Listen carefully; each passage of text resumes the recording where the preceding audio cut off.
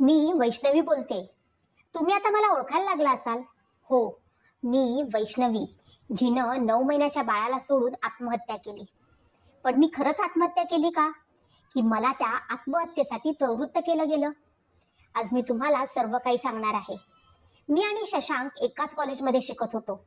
आमच्या दोघांची ओळख झाली. त्यानंतर त्या ओळखीचं रूपांतर प्रेमामध्ये झालं.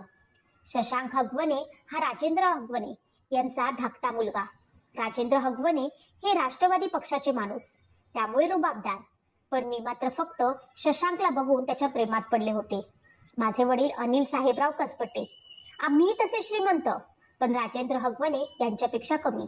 माझ्या वडिलांचं माझ्यावरती जीवापाड प्रेम होतं. जेव्हा मी शशांकबद्दल माझ्या वडिलांना सांगितलं, तेव्हा त्यांनी ह्या लग्नाला स्पष्टपणे नकार दिला होता. त्यांचं म्हणणं होतं की आपण नेहमी आपल्यासारख्याच कुटुंबासोबत नातेसंबंध जोडायला हवेत.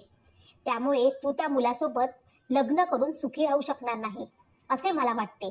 परंतु मी मात्र शशांकच्या प्रेमामध्ये जणू वेडीच झाले होते. मला शशांकशिवाय दुसरं कोणी दिसतच नव्हतं. माझ्या वडिलांनी मात्र माझ्यासाठी दुसरं स्थळ शोधायला सुरुवात केली. तेव्हा तर मी अगदी पळून जाण्याचा आणि लग्न करण्याचा विचार केला. जेव्हा माझ्या वडिलांना हे कळलं, तेव्हा मात्र त्यांनी आपल्या घराण्याची अब्रू जाऊ नये म्हणून माझं लग्न शशांक बरोबर लावून देण्याचं ठरवलं. 24 एप्रिल 2021 ला आमचे लग्न झाले. त्या लग्नातही शशांकच्या घरच्यांनी इतकी मागणी केली होती की ती ऐकून तुम्ही देखील कदाचित चकित व्हाल. 51 तोळे सोनं, फॉर्च्युनर सारखी महागडी गाडी, चांदीची भांडी आणि सोबत सुसगाव मधील सनी वर्ल्ड मध्ये शाही पद्धतीने लग्न लावून दिलं माझं. माझ्या आनंदासाठी माझे आई वडील सारं काही करत होते. पण लग्नाच्या अगदी दुसऱ्याच दिवशी छोट्याशा कारणावरनं माझ्या सासरच्यांनी भांडण काढलं. तेव्हा माझ्या वडिलांनी माझ्या सासरच्यांची माफी मागितली, तेही कारण नसताना. पण आता मात्र हे नेहमीच होऊ लागलं होतं. दिवसामागून दिवस जात होते. आमच्या लग्नाला 6 महिने झाले होते. त्यानंतर गौरी गणपतीचे दिवस आले. त्यामुळे माझ्या सासूबाईंनी माहेरून चांदीच्या गौरी आण असे मला सांगितले.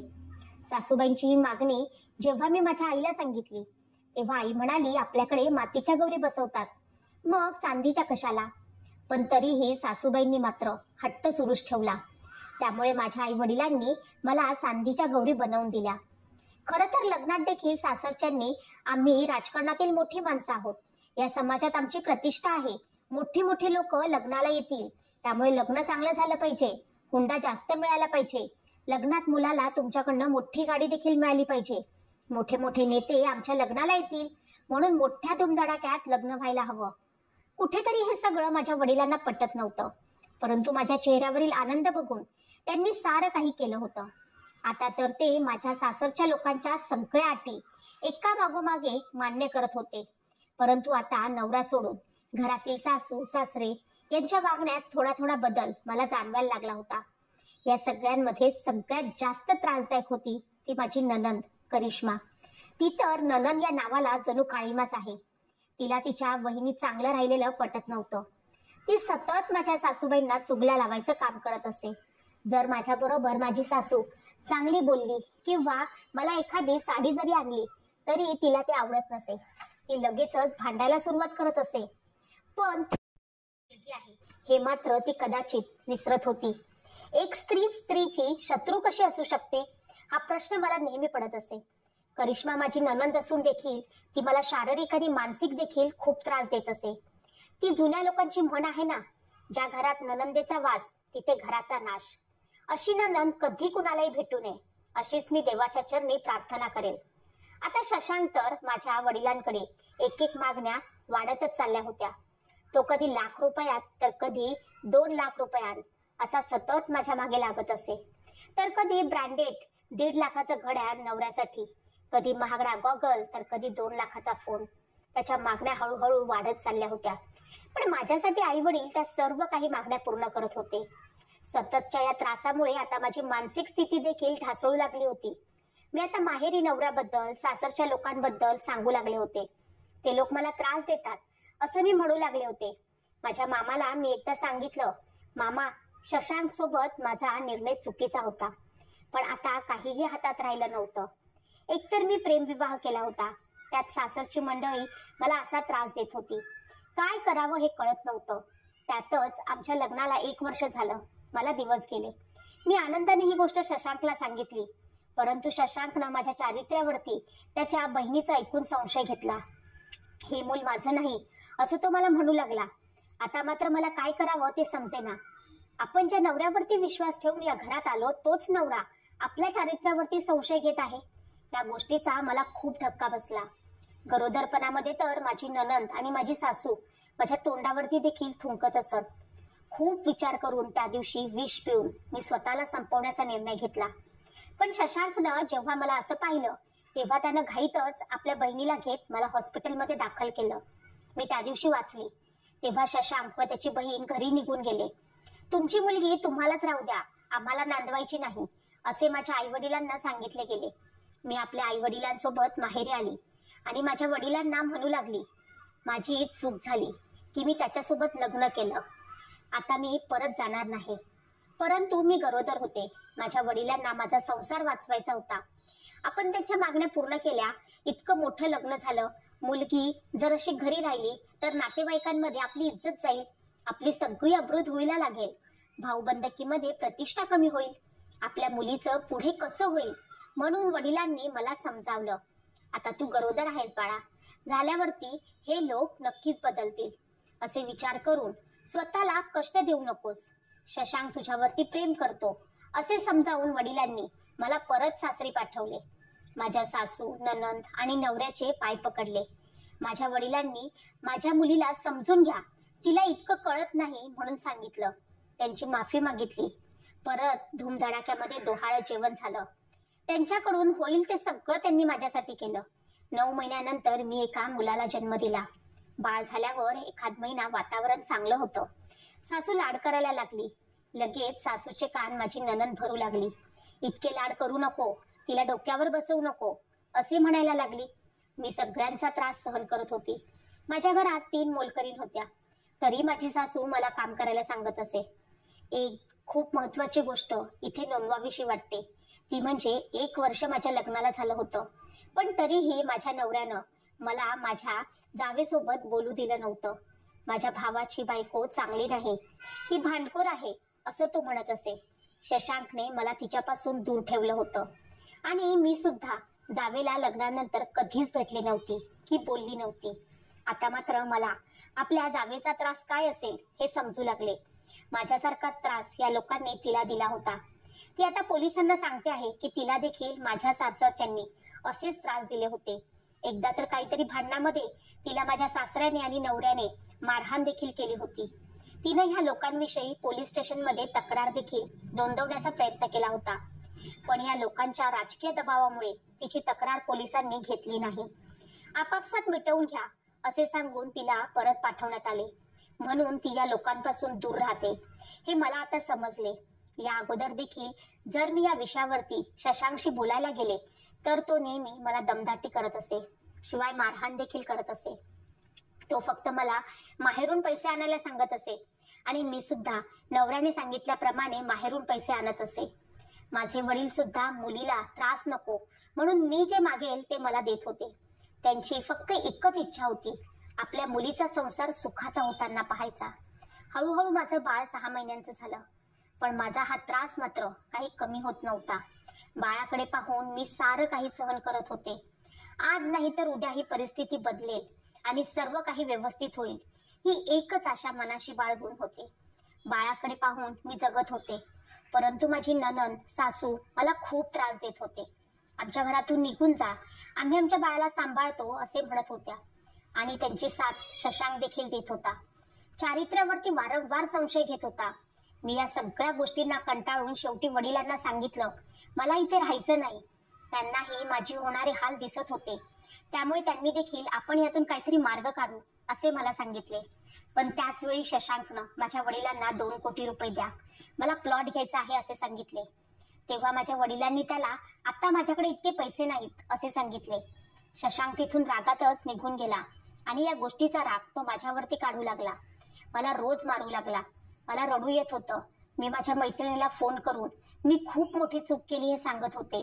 जर मी माझ्या वडिलांचं ऐकलं असतं आणि त्यांनी सांगितलेल्या जागेवरती लग्न केलं असतं तर आज कदाचित माझे हाल नसते असे मला आता सारखे वाटू लागले होते. म्हणत होती मोठ्यांचं ऐकून दुसरीकडे लग्न केलं. माझ्या चुलत भावाचं लग्न होतं.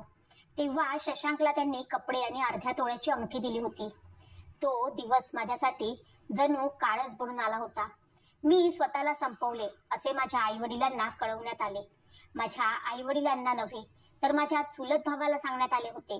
माझी आई वडील, नातेवाईक तसेच दवाखान्यात आले, पण मी मात्र तिथे निश्चितपणे पडलेले होते. माझ्या आई वडिलांनी डॉक्टरकडे माझ्या तब्येतीविषयी विचारणा केली. तेव्हा डॉक्टरांनी त्यांना जे सांगितले ते ऐकून ते कोसळलेच, कारण माझा श्वास थांबला होता. तेव्हा माझ्या वडिलांना माझ्या अंगावर मारलेले निशाण दिसले, जखमा दिसल्या, डोक्याला मारलेलं दिसलं आणि आपल्या मुलीनं गळफास घेतला नसून तिचा या हगवणे परिवारानं खून केला असा आरोप माझ्या वडिलांनी लावला. सासरच्या लोकांनी हुंड्यासाठी तिचा छळ केला आणि त्यामुळे मुलीचा जीव गेला असा आरोप माझ्या वडिलांनी केला. बीजे हॉस्पिटलने दिलेल्या अहवालानुसार माझा मृत्यू गळ्याजवळ झालेल्या फासानं झाला होता. माझ्या मृतदेहावरती धारदार वस्तूनं वार केलेल्या खुणा, जखमा देखील आढळून आल्या. हे सगळं बघून माझ्या वडिलांनी माझा नवरा शशांकवरती मुलीचा खून केल्याचा आरोप लावला आणि सगळ्या चौकशीत पोलिसांनी माझी नणंद, सासू, नवरा यांना अटक केली. परंतु माझे सासरे फरार झाले होते. 16 मे 2025 रोजी ही घटना घडली आहे. या सगळ्यांच्या जाचाला त्रास होऊन अखेरीस मी देवाकडे गेली, परंतु माझं 9 महिन्याचं बाळ या हगवणे कुटुंबानं तिच्या माहेरी न देता तिसऱ्याच व्यक्तीकडे दिले. परंतु आम्हीच आमच्या मुलीला त्या लोकांचा त्रास सहन करू दिला. तिला समजावले, नांदायला पाठवले. याचाच फायदा त्या लोकांनी घेतला. त्यांनी जे मागील ते आम्ही त्यांना वेळेवर पुरवलं, म्हणून त्यांनी आमच्या मुलीला संपवलं. परंतु आमच्या मुलीचा मुलगा आमच्याकडे राहावा, त्याचा सांभाळ आम्ही करू असे रडून रडून माझे वडील म्हणत होते. माझे बाळ कुठे आहे त्याचा तपास लागत नव्हता. माझ्या मृत्यूनंतर माझे 9 महिन्याचे बाळ निलेश चव्हाण या व्यक्तीकडे माझ्या सासऱ्यांनी सोपवले होते, जे आता सुखरूपपणे माझ्या आई वडिलांकडे सोपवण्यात आले आहे. आपली लेकच जणू आपल्याकडे परत आली आहे असा आनंद माझ्या आई वडिलांच्या चेहऱ्यावर दिसत आहे. पण मला एक प्रश्न तुम्हाला विचारायचा आहे की कोणती आई अशी आहे की जी आपल्या 9 महिन्याच्या बाळाला सोडून स्वतः आत्महत्या करेल? सासरची माणसं ही वयाला ती आपल्या बाळाला त्यांच्याकडे सोपवून स्वतः हे जग सोडून जाईल का? माझ्या जाऊबाईंनी वेळेवरती निर्णय घेऊन त्या बाजूला झाल्या, म्हणून त्या आज सुरक्षित आहेत. त्यांचा नवरा त्यांच्या बाजूने होता, म्हणून त्या हे सर्व काही करू शकल्या. पण माझ्याकडे तर हा पर्याय नव्हता.